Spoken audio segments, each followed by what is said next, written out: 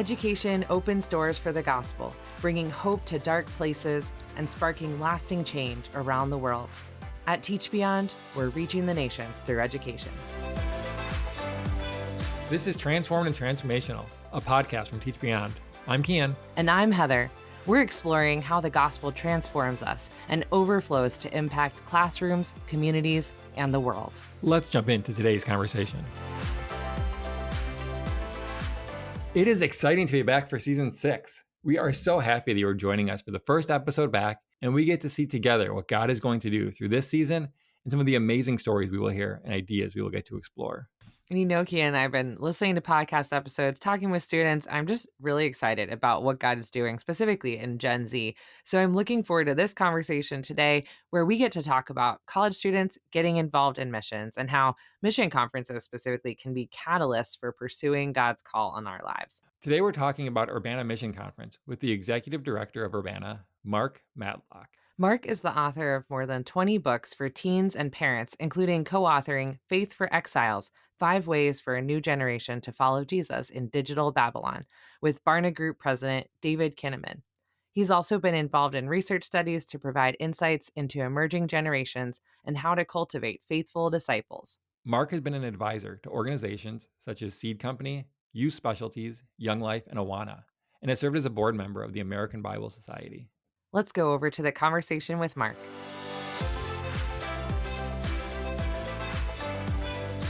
Welcome to the podcast, Mark. Hey, thanks for having me. I'm excited to be here today. Mark, we are so excited to have you here. We're excited to have this conversation. And as we get started, it's going to be helpful to just kind of get to know who you are and about what you do. So you are the director of Urbana, and I think it's important for those who are unfamiliar or who have just never heard of Urbana. What is it? What is Urbana, and what part of Urbana do you enjoy the most? Yeah, it's a great question. Urbana is a historic conference for college students that's focused on fulfilling the Great Commission. And it started in 1946 in Toronto, Canada, and then moved to the University of Illinois in Champaign, Urbana, where it got its name, the Urbana Convention. Now, it's really important for me to say up front that Urbana this year is not in Urbana. It's going to be in Phoenix, Arizona. And so I'm having to remind myself that people have so strongly associated it with Champaign, Urbana, and the University of Illinois that I don't want anybody showing up in December Yeah, there you go. at the university. So it's going to be in Phoenix, but it's conference. We have thousands of college students that come over multiple days. It's a big event, but it's very intimate in terms of how it impacts people's journey. And I use this language. I like to call it a direction setting event. That's the impression I got. People go, what does that mean? And it means that, somebody's getting ready to launch into their adulthood, coming out of college or going into the career field or vocational field. It kind of helps them kind of fix their compass on true north. What am I doing? And how am I connected to this global church and what God is doing around the world? And that's kind of what Urbana is all about. So it's big, but it's very personal in its outcomes. It's not just about a big room. It's about an individual journey that God has you on. What did that look like for you, Mark? I know you're new to leading Urbana, but not new to Urbana. So what's your personal experience with that, big conference, but small, intimate experience? Yeah, I actually went to Urbana in 1990. I was, 20 years old. And I was finishing up my last year at Biola University. And I had no idea what I'd signed up to go to because, because Urbana only happens every 3 years, you don't, as a 20-something, know what it is usually. Somebody's telling you, oh, I went to this thing, or you should go to this thing. Right. And so I went, and I had a very powerful experience where God opened my eyes to his heart for cities and urban environments. But he also asked me to surrender my life. And what's interesting is I was actually studying to be a missionary. I thought my goal in life was to be an anthropological consultant for Wycliffe Bible translators. And that's what I was studying for. And when I went to Urbana, I actually said, Lord, what do you want me to do? Maybe I have answered that question prematurely. And I didn't know when I left Urbana that 6 months later I would move to Irving, Texas, and start working in youth ministry in the United States, and then I would serve in a Wycliffe organization called the Seed Company as a board member in my 30s. So yeah, it was a real interesting journey that God had me on. Very different, but Urbana was significant in me opening up my hand Hmm. and letting God take it and lead where He wanted to go. Well, that's what you were talking about. The trajectory of our lives can be impacted by an event like that, and you don't know how God's going to work through that. That's part of the surrender aspect of coming into that type of conference. Yeah, one of the fun things is I'm going to New York next week, and I'm working with another ministry there. And the person who's leading that ministry, he and I went to Urbana together Hmm. in Hmm. 1990, and now we're working together on a project for Urbana. So Yeah. this is, Yeah. the leadership that God's placed him in as well, in the trajectory of his life. So it Sure. is an interesting thing to see all that kind of work together. Totally, totally. Well, we might ask the question, why have a conference? Can we network in other ways? You could have met that person through something online or, some sort of other interaction. So why do we bring together a large group of people for an event like this? I know you've led other events too. So what's kind of the significance of an event? Yeah, I think big events can be used in a number of different ways. I think an event like Urbana, because it happens only once every 3 years, it kind of takes on like a pilgrimage like experience in terms of spiritual formation, where you make a journey to some place carrying questions or seeking answers or direction for your life. And Urbana kind of embodies that kind of a moment for people. And when I became the director of Urbana, I had people reaching out to me, and I still, when I talk about it, I'll have people run across the room to tell me their Urbana story and what it meant to them. So there's something about large events that create catalytic moments. But this large event does have an intimacy to it, and that's really important. We break it down. There's small group kind of Bible study experiences that happen in the morning. So it's not just all about this big room thing. And I think there's something about, why I like events, and I really miss this. I produced several um, during the pandemic online, and I actually created dimensions of online interactivity engagement, because I realized a lot of people were producing sit and streams where you just watch something on the screen, but they weren't giving us the same encounters that we would get at a live event. And so we actually Hmm. stretched to create that. And I helped a lot of churches Hmm. create those moments as well. Because I actually asked people during the pandemic, what didn't you get at church this Sunday that you Hmm. normally got? And you know what? A lot of people couldn't answer.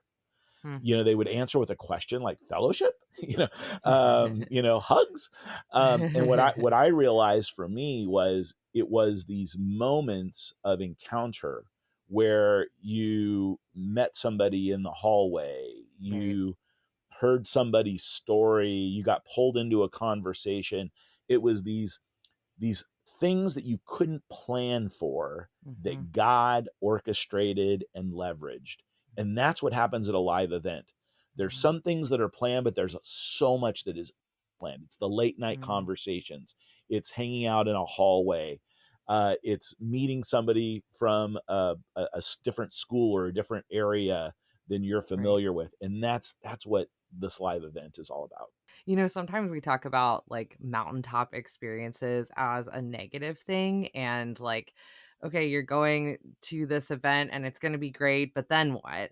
Let's not forget that God is the creator of the mountaintop, This is right? true. Like, the Yes. only reason we call it that is because Moses had his experience, right? And Right. so, Right. yeah, yeah.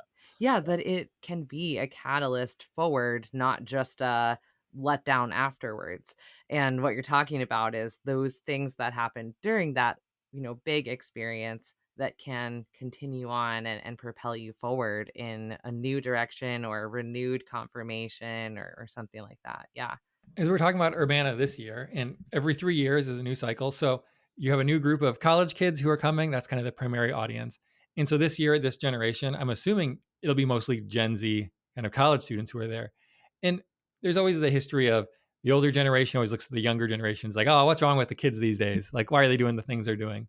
Um, but can you tell us something about Gen Z, about this new group of college kids, that something important for the older generation to know, something you're excited about, and some energy they bring? Yeah, this will be the first all Gen Z Urbana, which is kind of exciting. And some of the things that kind of denote Gen Z is that they don't have, in the United States, they don't have an autobiographical memory of 9/11. So they don't remember that happening, which for those of us that are older is kind of like, wow, that marked me a little bit.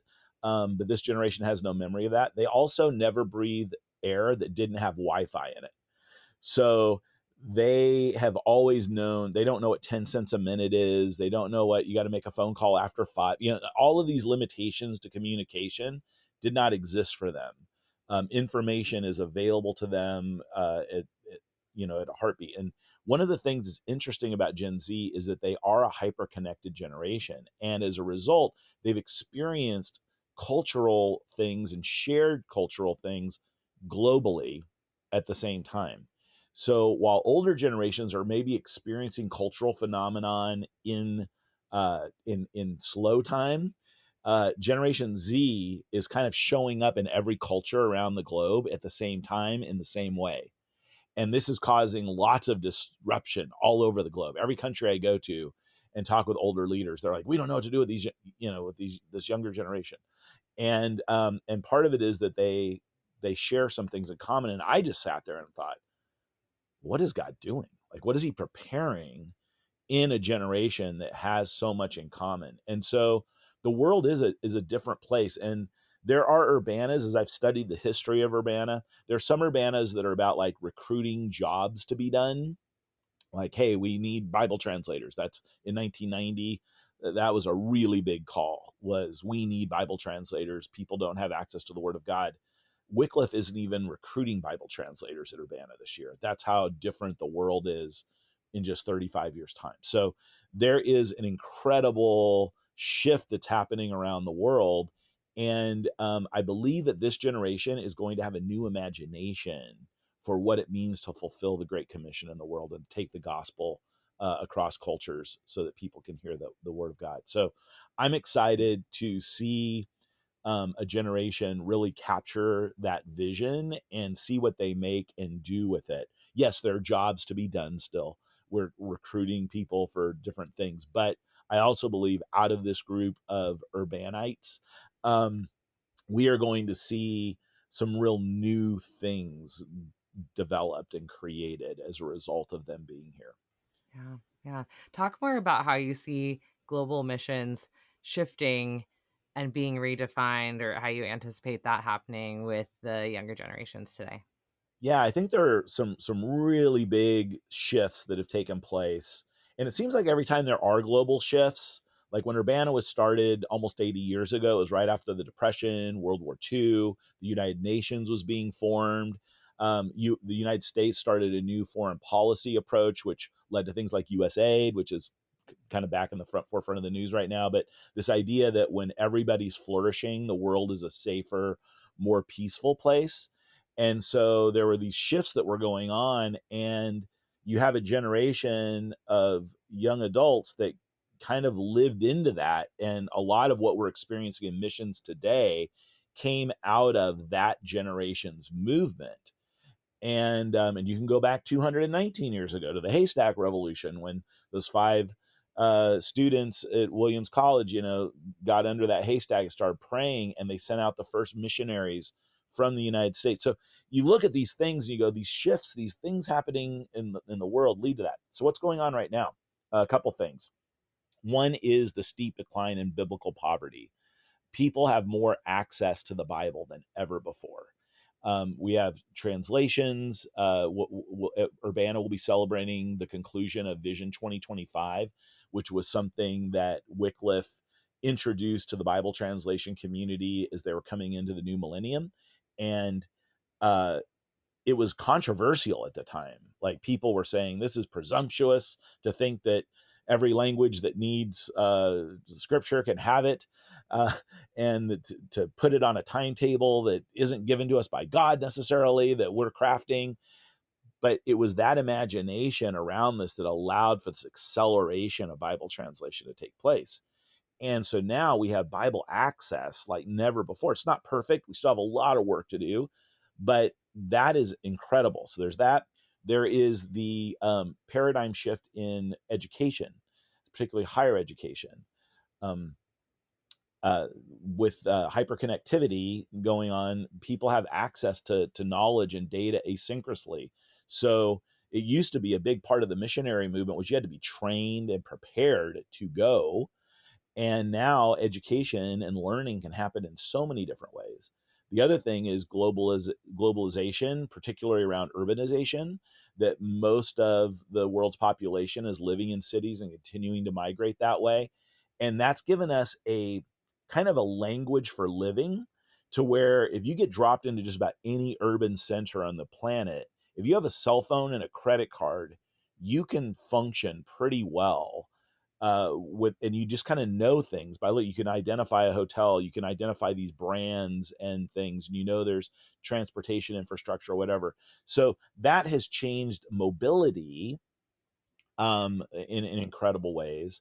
And then the last thing, and probably the most significant, is the shift of the majority church to the global south. So particularly in African and Asian nations, where we're seeing the church really center out of there. And that's changed the role of North Americans and how we participate. Doesn't mean we're not necessary or irrelevant to mission, but it's changing the way that we show up and how we do that. So those are some of the shifts that are taking place. And I don't know that we've completely adapted to those things as the missionary movement. And I think that's where Gen Z, with the runway that they have ahead of them, they're kind of adopting a declining set of circumstances, and I think are going to create what is coming next. Yeah. As you're thinking about what Urbana will look like, how are you setting the table for that creativity, for that runway? Because there's an element of fabricating an experience, like, all right, this is the way we're going to think about it. We're just going to make a way versus setting things up so that you don't actually even know exactly how things are going to go and develop and seeing what God wants to do with that. So how does that look? Well, we do know that, just from our observations of Scripture, that the people of God are never going on like a straight ascending curve toward greatness. We have cycles, right? Judges, there are all these cycles of incredible moments of intimacy with God, and then total separation from God. And so Urbana, over 80 years, has experienced those ebbs and flows, as well as we've tried to discern the times. When Urbana is operating at its best, we're answering three questions for a generation. What is God doing in the world right now? Where do we see him working? What is he saying to us through his word right now? And what are we supposed to do in response? And so we have designed Urbana to really help a generation answer those questions. We're not going to totally answer them. We're just going to provide the windows and the data for them to be able to really answer that as God is speaking to them. And so I've likened creating Urbana this year, especially with all the geopolitical changes that are happening right now, with wars and countries in conflict, the changing policies of the U.S.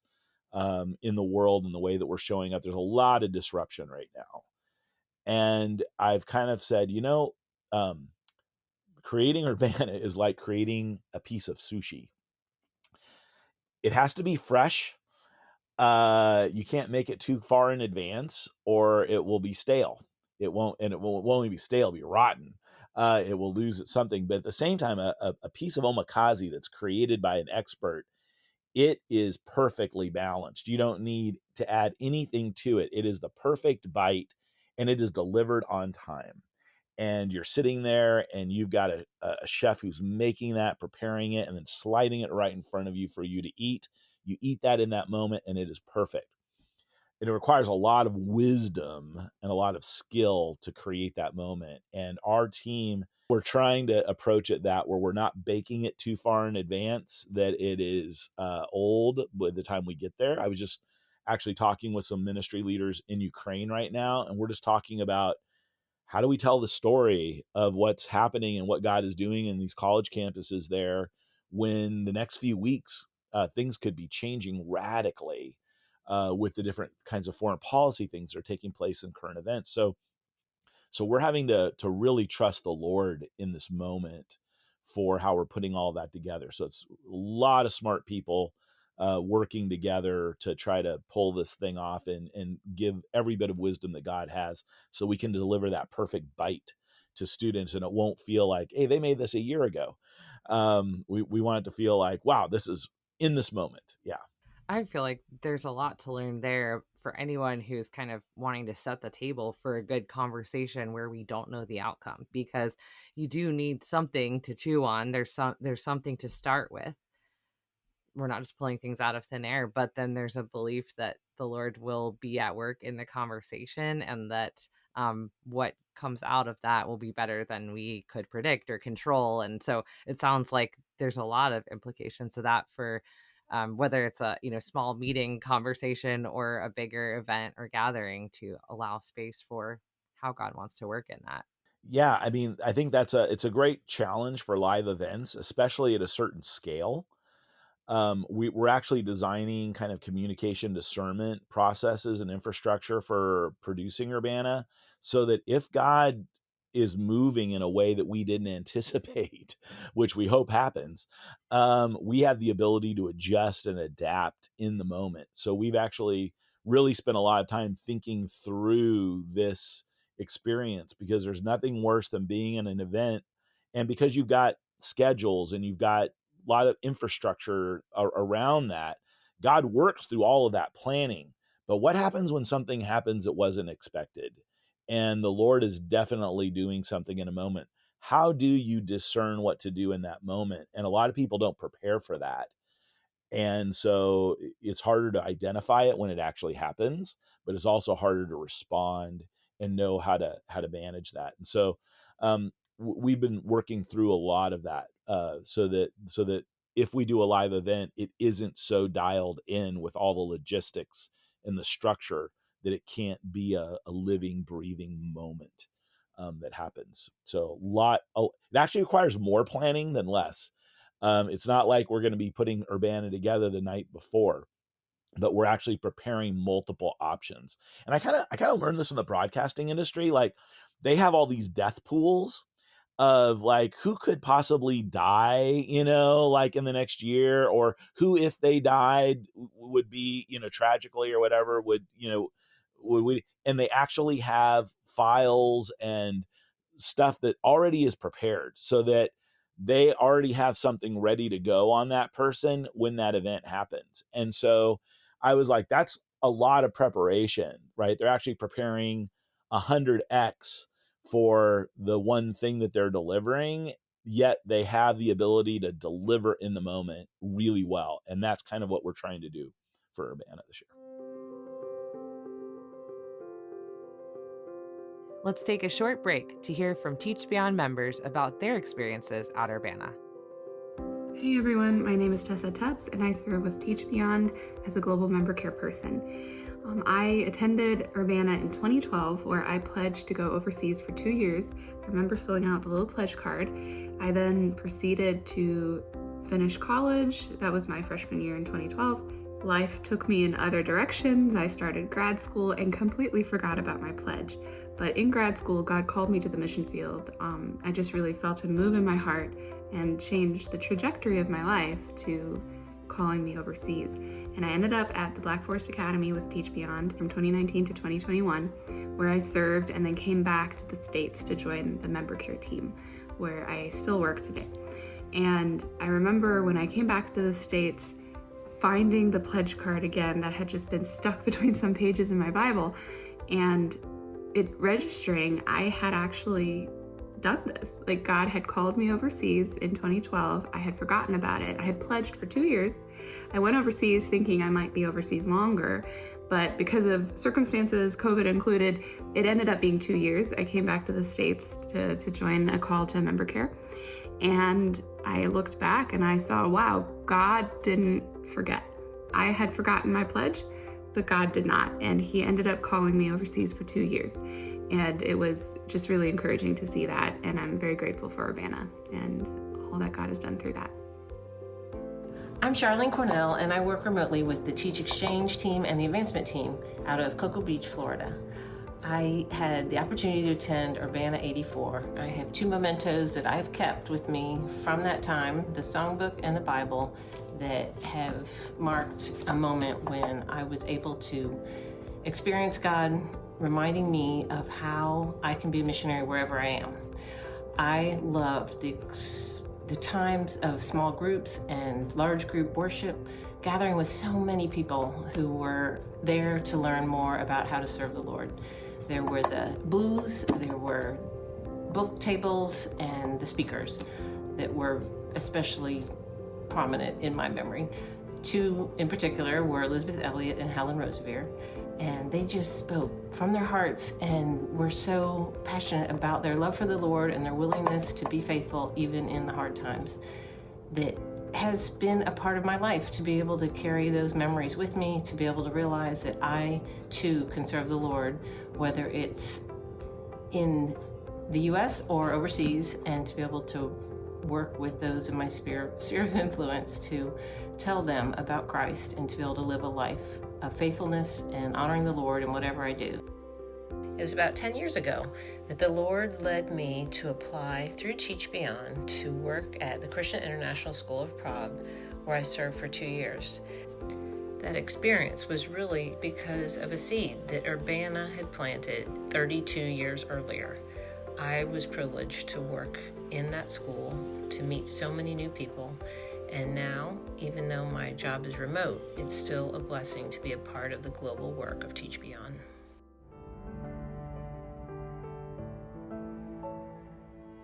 For our weekly spotlight, we are focusing on Hope Seed School in Ecuador. If you want to learn more about Hope Seed, visit the Teach Beyond Opportunity Board at teachbeyond.org/go. And now back to our conversation with Mark.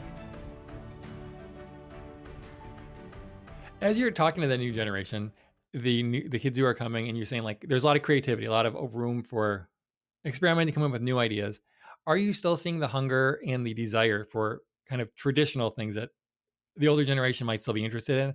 Are they still excited to go overseas and plant churches, or do kind of maybe things that people assume is what a missionary looks like? Or are they kind of like, let's do something new. Let's start a new path. I think there is definitely a little bit of it's kind of a little bit of both, two sides to a coin, so to speak. I describe Gen Z as kind of being a generation of best practices. Millennials kind of demanded a seat at the table, and older generations were like, "We're not going to give it to you. You got to pay your dues." And the mistake that the older generations made in doing that was that they didn't need to pay their dues, because all the barriers to the resources that older generations typically held, they no longer held them exclusively, right? So publishing, manufacturing, distribution, all of those barriers have been totally destroyed. So you had a generation that could make and create, and so if they didn't like it, they just go somewhere else. And I had a friend at Gallup who said to me, everybody complains about what this generation is doing. He goes, and the reality is they're all just doing what we all wish we could have. We just couldn't. And so, you can't just leave your job, because how are you going to find another one? Well, you're on Glassdoor or Monster.com underneath a table, applying for a job before you, and then you walk out the door, right? So the tools are totally different. And so we missed out, and the church, the millennial generation was the first generation that actually could do something called reverse mentoring. They had skill and understanding that older generations actually needed to survive. And we missed it, especially in the church. We didn't give them a seat at the table of imagination. Older generations are starting to figure it out. These younger generations, they are thinking and imagining in a different way that we will never think or imagine, because of just where we're at generationally. And we need to be okay with that. And we need to realize that that's a value that is added. Now, they don't have wisdom. So this is a generation of best practices, in that Generation Z has seen the mistakes of the millennials and the struggles that they've had, and they want to try to avoid that. So they're looking to the older people who have wisdom, going, we have data, knowledge on our phones. What we don't have is wisdom to actually know how to implement it. And so I found that and I don't know how intuitively or consciously they're thinking this way, but that's what I see them doing, is if an older person is willing to sit down and really share and engage them relationally, they will take notes. They want to know, help me avoid your pain. Help me jumpstart, right? You have something that I can leverage. Help me do that. So that's different than the millennial approach to older generations. So that's really cool. I think, though, that one of the things we have to look at is just that the globe is much smaller. On a credit card alone, you can go just about anywhere you want to in the world and expect to come back. So that is really different in terms of time, commitment, what it looks like to engage. I'm talking to these Twitchers that are, they have international audiences from their bedroom, and some of them have learned other languages so they communicate with maybe an audience. I have a guy in my church who learned Japanese just so he could share apologetically, with these people that were watching him play Minecraft. And I'm like, whoa, how did this happen? Where did he just totally did this on his own. Parents had no idea he was learning Japanese, could speak it fluently. And he learned how to do this. And so I think the generation is looking to solve new problems, and they know that they're inheriting a broken world and a world that's not working the same way. I think they're frustrated and discouraged by it. I think there are things older generations aren't paying attention to, like creation care. And so I think that this generation has some things to take leadership on and to own point on. But yes, I think they are looking for those opportunities, but I think we may have to deliver them in some slightly different ways, perhaps. That's great. So, especially as you talk about kind of what the younger generation can now teach the older generation. Speaking of that, another audience that's coming to Urbana is you're having a track for church leaders. So Yes. you have a specific track for them. Why invite pastors? Why invite church leaders to an event that is for college students? It is for this other generation. What are you hoping that they can get out of it? Yeah, I think one of the things is, what we know is that the sending capacity of the church has declined. Churches are not sending as many people into the world as they once were, and some of that's a lot of different reasons for that. Some of it's the commercial consumerization of missions too, in the way that people are delivering that or engaging it in their churches. But what we're really hoping to do is help pastors connect with the younger generation and kind of see what's going on now, because we have a lot of pastors and church leaders coming to us saying, we don't really even know how to talk about missions anymore. And so they're either talking about it in an old school way, and they're not even reflecting what's happening now, let alone what's coming. And so that's a real important thing that we're hoping to do. We want to increase the sending capacity of the church. I also think for pastors to come and bring some of their young adults with them. This is really important. Urbana happens only every 3 years, which means 20 somethings have probably never heard of it before. And so even though it's historic, hundreds of thousands of young people have attended over the last 80 years. They need a caring adult who says, I believe in you, I'm interested in you, and I think this might be a really critical thing for where God is leading you in your life, and I'm going to go with you. And so for pastors and church leaders to come along and organize a group and bring them, they don't have to hang out with them the whole time. They're adults, but to experience that, I think will help. And what we really want to do is help build a stronger scaffolding around a young person that wants to go, so that, when they join organizations like yours and they say, hey, I need to go, that there's a church behind them saying, we will pray for you. We will financially help you meet the needs that you have to engage, the world and take the gospel to the people in the nations. That's what we want to help try to encourage and increase. And so we want there to be a place for pastors there. I mean, I'm 55 and I'm putting on an event for college students, and what I've already learned is I'm not the right filter for things. We showed some of our marketing in a room of generations, and 30 was like the midline. If you were above 30, you hated it. If you were below 30, you liked it. And I actually had somebody, who's older say, "Hey, have you ever heard of something called a style guide? You got fonts going all over the place in your marketing." I'm like, "That's actually part of the style guide." And so, so it's just funny how, things that I think, oh, they're going to love this. It's like I put it up in front of Gen Z and say, "Hey, I'm thinking about this. Just want to do a little vibe check here." And they're like, "No." No. So I'm realizing, that is, I have a curator role, but I have to really lean in to trust them to help figure that out. But at the same time, there is huge respect in that because they know I have something that they don't have. So there's a good tension there. And we have a podcast for Urbana, and I work with Phoebe Jeske, who's a college student at Wheaton. And just working with her, I didn't get to do it enough, to be honest with you, because it was just so refreshing to get her perspective on things and to just kind of go, whoa, I am not even seeing the moment in the same way. Yeah. So Yeah. it's great. Well, I don't know, Kian, how you feel about this, but we're both over 30. So I think we're now on the old side of that line you just drew, Mark. Yeah. So I don't know how I feel about that. But it's why church leaders should be going with their students, because Yeah. Yeah. it will help you stay young, right? It's me hanging Yes. out with younger people Late that keeps nights, me.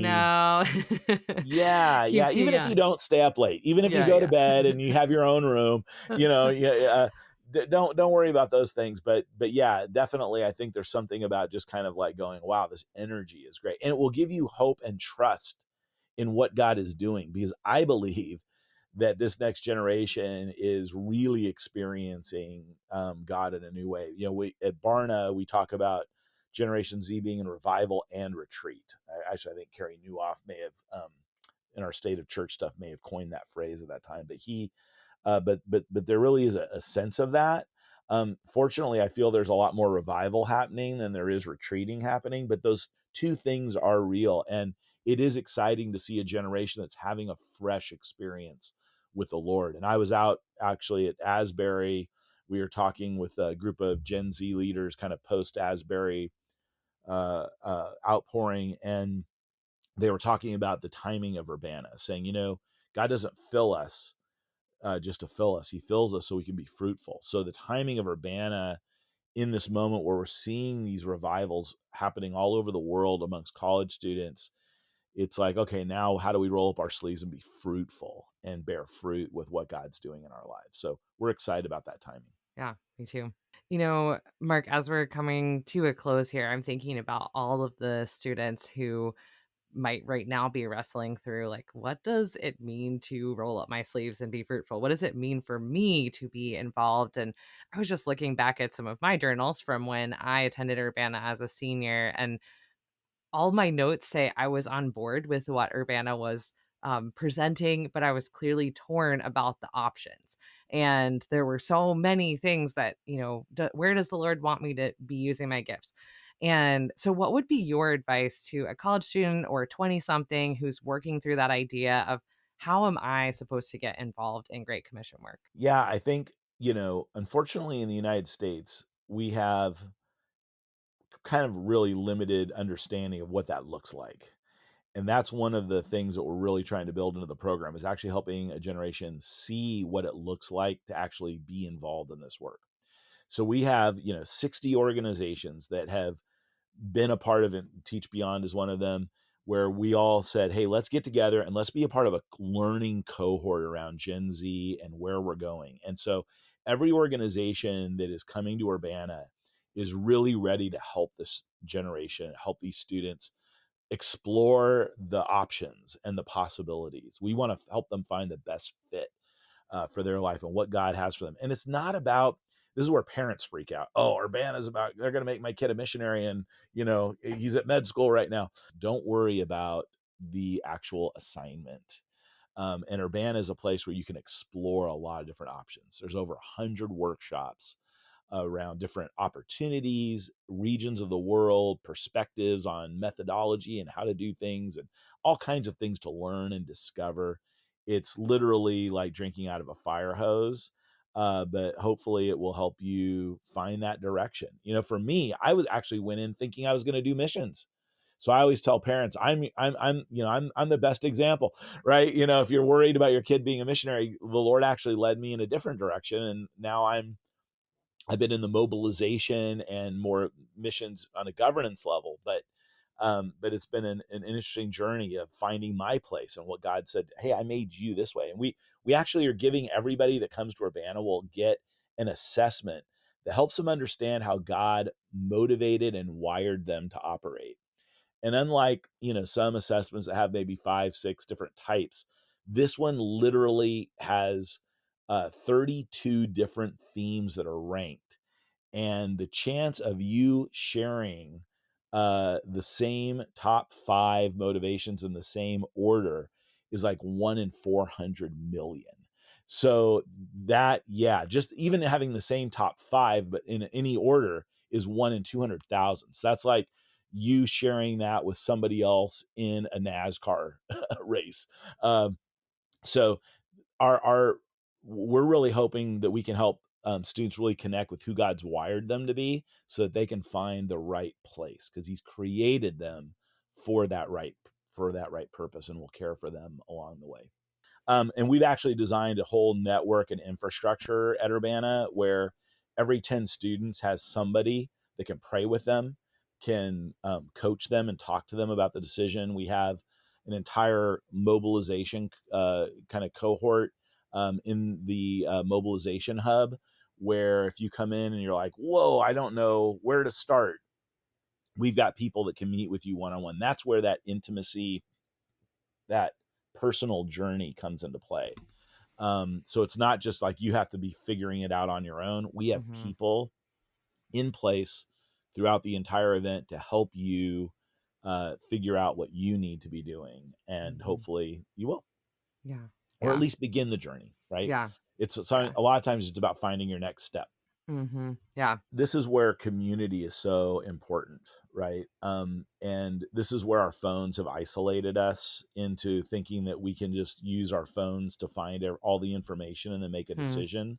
And we Mhm. think that we can make all of those decisions and plans uh, by doing all of the homework. I went in to see my doctor not too long ago, and he said, "So what do you think you have?" And I go, "Well, hey, I'm here to, for you to tell me what I have." And he goes, "I know you've already Googled all your symptoms and, have been searching the internet." He goes, "This is the way that I learn from, but right. But there's something about discovery in community with other people Huh. that I think the Holy Spirit really uses to help guide us and move us. So I would encourage people, be in community. You're not Mm. going to be able to discern the will of God for yourself. Sometimes it happens on your own. More often than not, it happens in relationships with other people, in relationships in your family, in relationships in a church, a small group setting. And people go, I see this in you. I see what God is doing here. Or, this makes a lot of sense. When I was in high school, actually my Sunday school teacher was designed infrared guidance systems for Scud missiles. Oh. And he said that, a lot of people think that, that guiding a missile is about putting in coordinates, and that's part of it. But the other part of it is how it makes adjustments and adapts once it's in motion. And so I think a lot of us in our Christian lives, we want to sit on the launch pad until we know what our destination is and what the path Uh-huh. is to get there. And the reality is there's going to be a lot of things on the way to that destination that we're going to have to adjust and balance for, and that give us feedback and let us know, oh, I'm off. I'm off course. Yeah. I need to correct or Yeah. whatever. And that only happens in community, and it only happens when we're moving in a direction, not sitting still trying to figure it out. Great. Thank you so much, Mark. Thank you for joining us, for sharing with us all of these things. And we're just so excited to see what God's going to do through Urbana, through the next generation. So before we let you go, Mark, we have one final question we ask all of our guests, and that's, what is one thing that's changing your life right now? So this can be something big, something dramatic, or something small and light. You're free to take it kind of wherever you want to take it. We'll go first. You have a little bit of time to think about it. The thing that's changing my life is, I think, something small. It's actually breaking things into smaller pieces. So I have a checklist of things I want to do every week, kind of chores around the house. And I've learned that if I split up like each individual room, things happen a lot more often. So it's like, if it's like clean the whole house, I never check that off and it just overwhelms me. But if it's like clean one room, I can check that off and then I leave the other ones unchecked until I get to those. but that has been very helpful. Otherwise, they just hang over my head for too long. And it's like, I'm never going to get to that. So splitting up the big tasks into smaller tasks has been huge, which I think people know already. I knew that already, but actually doing it has been changing my life. So it's Yes, been good. that's a great principle for how you manage a to-do list. And you can go even further down to be like Oh, yes. dust and clean the toilets. And then you get a lot of check marks, and that's fun. Exactly. Mine's probably small too, but as we're just restarting back into a new season of the podcast, this one's been changing my life over the course of the past few months. But this year in my garden, Mark, I talk about my garden on here from time to time. I had a trellis that I added. And so I grew tomatoes up one side and a grapevine and cucumbers and then peas, different seasons up the other side. And then it kind of also stabilized my sunflowers, which got so big. And so it was a really fun growing season, seeing things kind of slowly fill up the trellis until they reached at the top, met at the top. And so that was changing my life over the course of the past few months. What about you, Mark? What's been changing your life lately? Oh, wow. um, I think I'm gonna lean back into this whole thing about having to do vibe checks with Gen Z. I'm realizing that I can't trust myself to evaluate things, and that I have a filter and a way of measurement that is limited, and that I have to bring other people into the discernment process, and I have to be really intentional about that. And so that means working ahead, so there's time for that to happen. But also being in community with people that you have those people around you that can do that. Yeah. That's great. It's an impressive thing to be able to say, like, I hate something, but actually everyone around me says it's good, and just trusting, like, hey, they know what they're talking about. So I think that's great. I feel that way It is in my role really too, hard. sometimes. It is really hard to do. Yep. It is really hard to do, especially when you're an idea guy like me. It's like you fall in love with your ideas, and it's hard to let them go, or to acknowledge that they need to be adapted or never implemented. Yes, right. Well, thanks so much, Mark, for joining us today, for the work you're putting into Urbana 2025, and also just for reminding us what is true about God's work in the world and in Gen Z.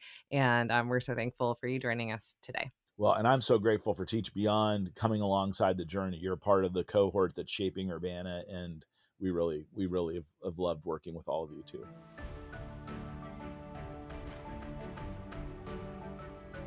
I love talking with Mark about Urbana today, and I'm really excited to see what God will do at this year's Urbana conference. Yes, it is so great to hear from someone who's in charge of actually putting on the conference, and how much thought and concern goes into tailoring the event for those who are attending. If you are a college student, or actually anyone between ages 16 to 28, I'd love to see you at Urbana in December. There's an early bird rate happening right now until the end of October. You can click on the link in the show notes to learn more about Urbana and to register. And come see me at the Teach Beyond booth. Heather and I serve with Teach Beyond, a mission organization reaching the nations through education. Want to learn more and get involved? Visit teachbeyond.org or follow us on social media. To help more people find the podcast and hear about Teach Beyond, we'd love it if you would leave a rating or review and share the show with a friend. Be sure you're subscribed or following the show on the platform where you listen, so you never miss an episode. And as always, you can reach us at podcast@teachbeyond.org. We'll see you next week.